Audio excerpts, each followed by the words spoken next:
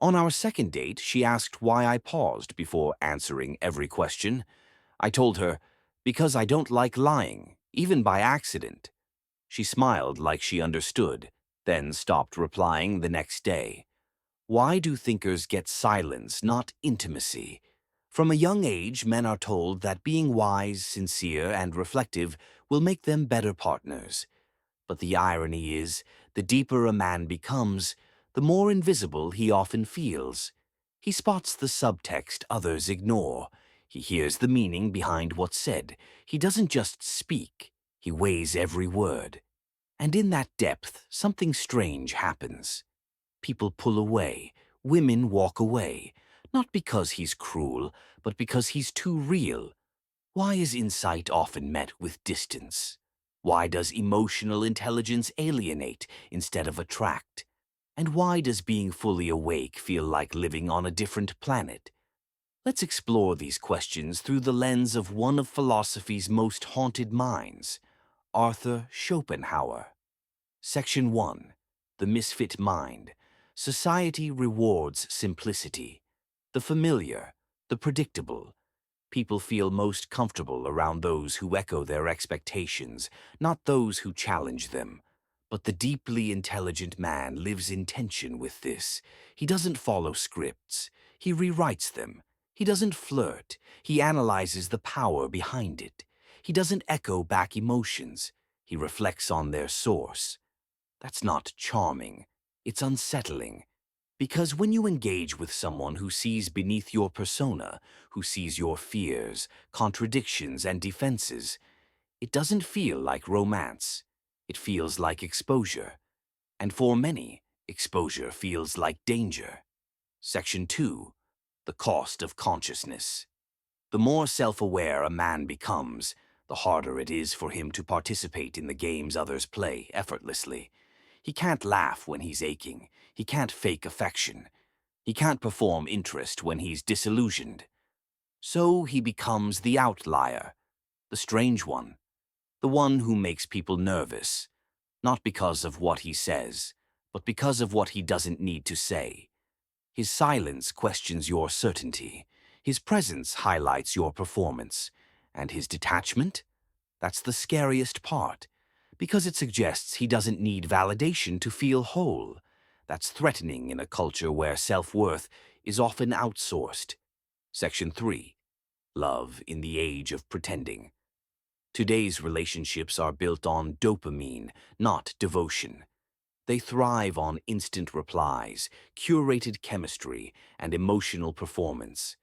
Vulnerability has become aesthetic, not authentic. But the intelligent man, he can't help but see through it all. He notices the emotional rehearsals, the strategic silences, the Instagrammed versions of intimacy. And it doesn't satisfy him. He doesn't want a filtered version of love. He wants the unfiltered truth, even if it's messy, hard, or uncomfortable. That makes him a liability in the dating market. He doesn't entertain illusions. He breaks them. And people don't want their illusions broken. They want them worshipped. Section 4. The Fear of Depth. Why do women often fear deeply intelligent men? Not because of intellect itself, but because of what it unmasks. He's not interested in charm. He's immune to emotional bait. He doesn't respond predictably. And he doesn't place a woman at the center of his identity.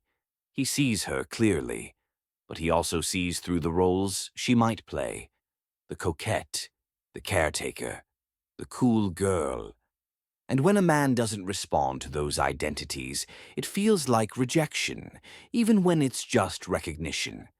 The intelligent man is not elusive. He's just grounded.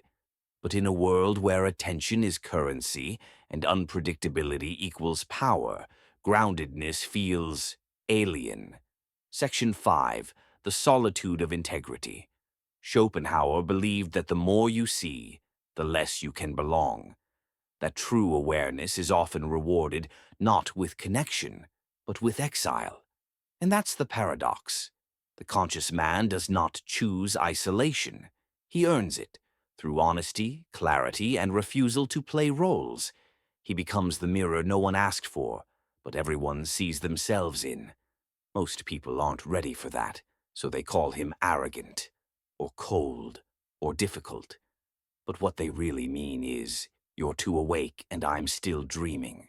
Section 6. Modern dating and the game that bores him. Today's dating scene is more performance than presence. You don't find love, you curate it. You craft a version of yourself optimized for desire, not for depth.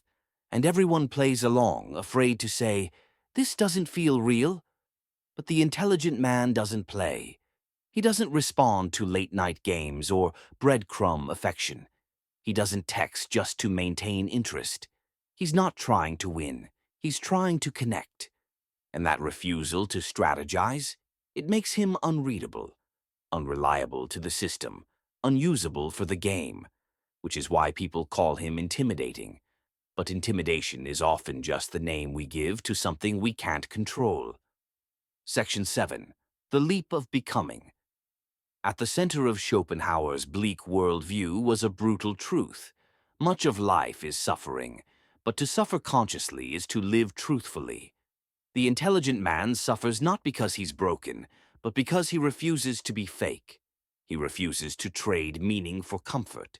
He walks away from relationships that ask him to shrink, and he lets go of people who only love the mask.